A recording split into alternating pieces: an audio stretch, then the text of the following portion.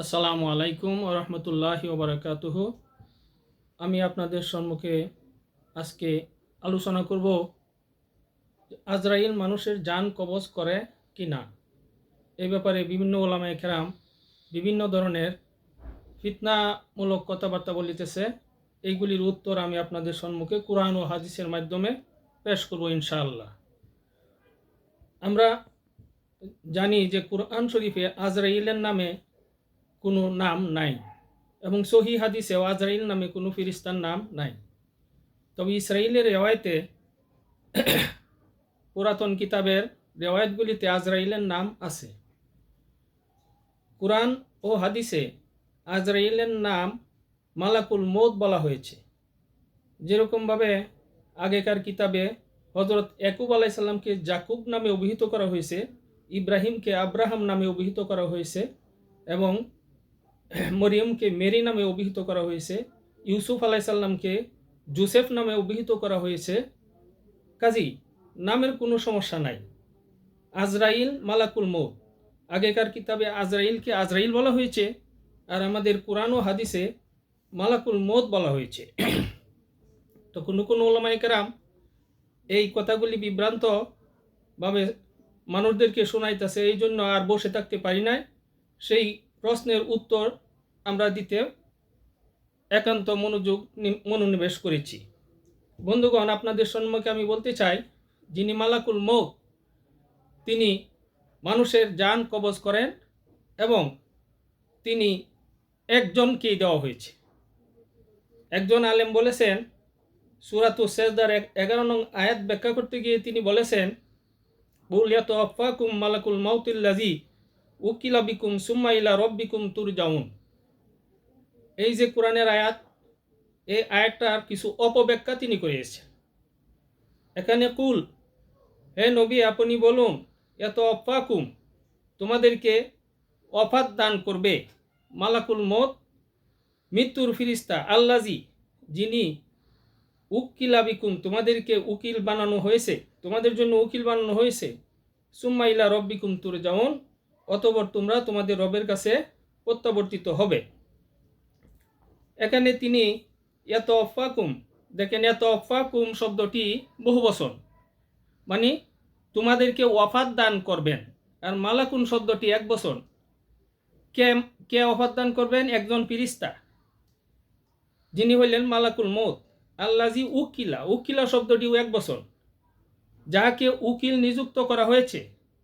বিকুম শব্দটি বহুবচন, তোমাদের, তোমাদের বলে আমরা সমস্ত মানুষকে বোঝানো হয়েছে। আর উকিল বানানো হয়েছে একজনকে, সুম্মা ইলা রাব্বিকুম তুরজাউন অতঃপর তোমরা সকলেই তোমার রবের কাছে ফিরে যাবে। তো এখানে আমরা মানুষদেরকে বহুবচন বলা হয়েছে, তোমরা সকলকে, আর উকিল নিযুক্ত করা হয়েছে একজন। যেমন একজন উকিলের অনেক মোয়াক্কেল থাকে, এরকমভাবে আমাদের জন্য একজন ফিরিস্তা, যাকে মালাকুল মৌত আমাদের কুরআন হাদিসের ভাষা আর আগেকার কিতাবের ভাষা আজরাইল বলা হয়েছে। সেই আজরাইলের উপর আল্লাহ রাব্বুল আলামিন দায়িত্ব দিয়েছেন মানুষের মৃত্যু দেওয়ার জন্য। তো আমাদের ওলামায়ে কেরাম, বিশিষ্ট ওলামায়ে কেরামের মুখ থেকে বিভিন্ন ধরনের কথাবার্তা আমরা শুনিয়া থাকি। সেই কথাগুলি আমরা বিশ্বাস করতে পারি না। আমরা কুরআনের মাধ্যমেই এটা প্রমাণ করতে পারি যে আজরাইল একাই মৃত্যু দান করতে পারেন। তিনি বলতেছেন যে মৌলানা মুজাম্মেল হক সাহেব, তিনি বলতেছেন যে একজন ফিরিস্তা কি করে একই সময়ে হাজার হাজার মানুষের জান কবজ করবে। এইটার উত্তর আমি বলতে চাই যে একজন ফিরিস্তা হাজার হাজার মানুষের জান কবজ করা এটা কোনো সমস্যা না। সমস্যা না, কারণ হলো বর্তমান যুগে মোবাইলের মাধ্যমে, একটা মোবাইল টাওয়ারের মাধ্যমে শত শত মেসেজ গ্রহণ করা যায়, শত শত রেকর্ড করা যায়। অনুরূপভাবে একজন আজরাইল শত শত মানুষের জান কবজ করা তার জন্য এখনকার সময়ে বুঝতে আর বাকি থাকে না। এগুলি প্রাচীন মতবাদ ছিল, প্রাচীন যুগে হয়তো সেগুলি মানুষের জ্ঞান গরিমার বাহিরে ছিল, মানুষের জ্ঞানে ধরতো না। এখন আর সেগুলি বলা ঠিক না। কাজেই বন্ধুগণ, আমরা এখন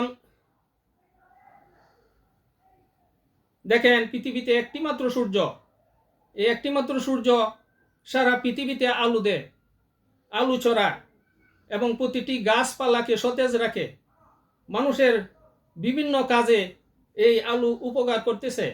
একটি সূর্য যদি কোটি কোটি বছর যাবৎ সেকেন্ডে হাজার হাজার হাজার হাজার গাছপালাকে সতেজ রাখতে পারে এবং সারা দেশে আলো ছড়াইতে পারে, তাহলে একজন আর যাইলে কি পারে না একই সময়ে সকল মানুষের মানে হাজার হাজার লক্ষ লক্ষ মানুষের যান কবজ করতে? সেটা অবশ্যই পারে। রেডিও টেলিভিশনের সেন্টারে একজন বক্তা বক্তৃতা করে আর প্রত্যেকের ঘরে ঘরে সেই বক্তৃতা চলে যায়। কাজেই বুঝতে আর বাকি রাখে না, বক্তা কিন্তু মানুষের ঘরে ঘরে যায় না, তিনি এক জায়গা থেকে একজন বক্তৃতা করে আর সকলের ঘরে ঘরে সেই বক্তৃতা একই সময়ে সেকেন্ডের ভিতরে চলে যায়। কাজেই একটা টেলিভিশন বা একটা রেডিও সেন্টার থেকে যদি শত শত হাজার হাজার লক্ষ লক্ষ মানুষের ঘরে মানুষের কথা বাণী ছবি পৌঁছায় দিতে পারে, তাহলে একজন আর যাইলে মানুষের ঘরে ঘরে যাইতে হবে না, একই জায়গাতে বসে থেকে তার নেটওয়ার্কের মাধ্যমে সমস্ত মানুষের যান কবজা করতে পারে। আমরা আরও বলি যে আজরাইলের কম্পিউটার মেমোরিতে সকল প্রাণের তথ্য আপলোড করা আছে এবং কম্পিউটারের সুইচ অন করা আছে। মৃত্যুর সংকেত বাজার সঙ্গে সঙ্গে সঙ্গে সঙ্গে প্রাণ চলে যায়, তিনি কারো বাড়িতে আসতে হয় না। তার সিসি ক্যামেরার সীমানা সকল মানুষ বাস করে, তবে অন্য ফেরেশতাগণ তাকে সহযোগিতা করে থাকে বলে আমরা কোরআনের অন্য রেওয়ায়েতে পাই। যেমন আল্লাহ রাব্বুল আলামিন বলছেন সূরা আনআম 61 নং আয়াতে, হাত্তা ইজা জাআ আহাদুকুমুল মাউত তাওয়াফাতহু রুসুলুনা, যখন তোমরা কাহারও মৃত্যুকাল উপস্থিত হয় তখন আমার প্রেরিত রাসূলগণ তাহার মৃত্যু ঘটায়। এখানে মালাকুন না বলে রুসুলুন বলা হয়েছে, অর্থাৎ আমার বার্তাবাহক ফেরেশতাগণ তাহাকে মৃত্যু দান করেন। ইবনে আব্বাস রাদিয়াল্লাহু আনহু বলেন, শরীর থেকে আত্মা বিচ্ছিন্ন করার সময় মালিকুল মউতকে কয়েকজন ফেরেশতা সহযোগিতা করে থাকেন। যখন তার আত্মা কণ্ঠ পর্যন্ত নিয়ে আসেন তখন মালিকুল মউত স্বয়ং আত্মা কবজ করিয়া নেন। এই বন্ধুগণ, আমাদের বোঝার আর বাকি থাকে না যে একজন ফেরেশতার দ্বারা সম্ভব। ভাই মুজাম্মেল, আপনি আরও ভালো করে গবেষণা করুন। এই যুগে আপনার এই গবেষণাগুলি গ্রহণযোগ্য না। কোরআনের আয়াত এবং আমাদের নবী করিম সাল্লাল্লাহু আলাইহি সাল্লাম যে হাদিস, এই হাদিসগুলি সঠিক, যে হাদিসটা আপনি বর্ণনা করছেন এই হাদিসগুলি সঠিক। আপনি আরও ভালো করে গবেষণা করলেই পাবেন যে হাদিস আর কোরআনের মধ্যে কোনো মতভেদ নাই। এই কম্পিউটার জগতে একজন লোক হাজার হাজার কর্মসাধন করতে পারে, একজন লোক হাজার হাজার মেসেজ তথ্য আদান প্রদান করতে পারে এই কম্পিউটারের মাধ্যমে। কাজেই একজন আজরাইল ফিরিস্তা বা মালাকুল মউত যে নামেই বলেন না কেন, একজন ফিরিস্তার দ্বারাই সম্ভব। তবে হাদিসের ভাষ্য অনুযায়ী আমরা জানি যে ওই মালাকুল মউতকে, আজরাইলকে আরও অন্য ফিরিস্তারা সাহায্যকারী হিসাবে তাকে সহযোগিতা করিয়া থাকে। কাজেই ভাই আরও ভালো করে গবেষণা করবেন, গবেষণা করে কোরআন এবং হাদিস বিরোধ মনে করবেন না, এটা আসলে নির্বুদ্ধিতার লক্ষণ। কোরআন এবং হাদিসের মধ্যে এখানে কোনো বিরোধ নাই, আপনি বিরোধ সৃষ্টি করবেন না। আসসালামু আলাইকুম ওয়া রাহমাতুল্লাহি ওয়া বারাকাতুহু।